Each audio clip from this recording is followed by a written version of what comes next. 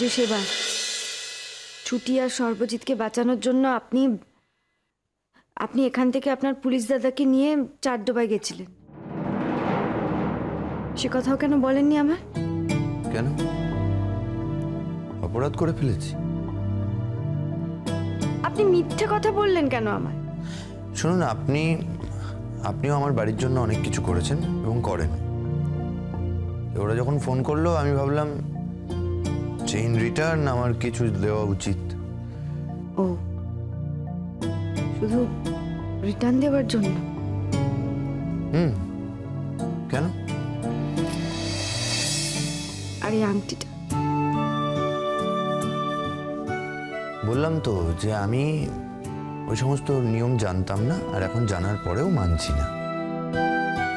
আমি এটা বিশ্বাস করি না যে বউ না হলে অন্য কাউকে আংটি দেওয়া যাবে না।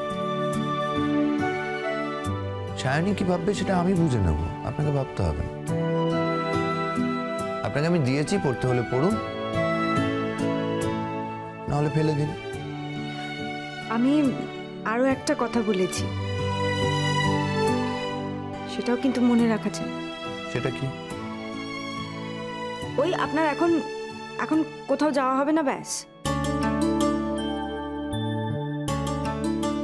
কেন বলুন তো?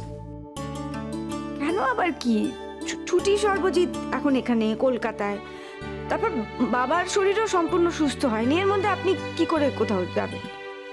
সেটা তো আপনার মাথা ব্যথা নয়।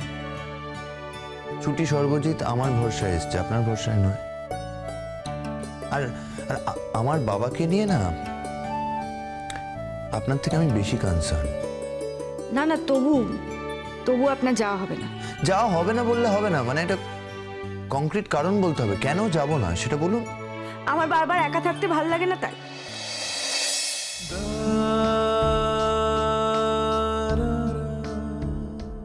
কি বললেন? কি আবার? এই ঘরের মধ্যে একা একা থাকলে ভয় করে আমার, তাই জন্য। বাহ, মানে আপনার ভয় লাগে তাই আমার প্রয়োজন হলেও আমি যেতে পারবো না। মামার বাড়ির আবদার। মামার বাড়ির আবদার কিনা জানি না, আমার আবদার। আমার তো আর আবদার করার কেউ নেই, তাই আমি আমার কথাটুকু বললাম। এখন রাখবেন না রাখবেন আপনার ব্যাপার। আরে কোথায় যাচ্ছেন?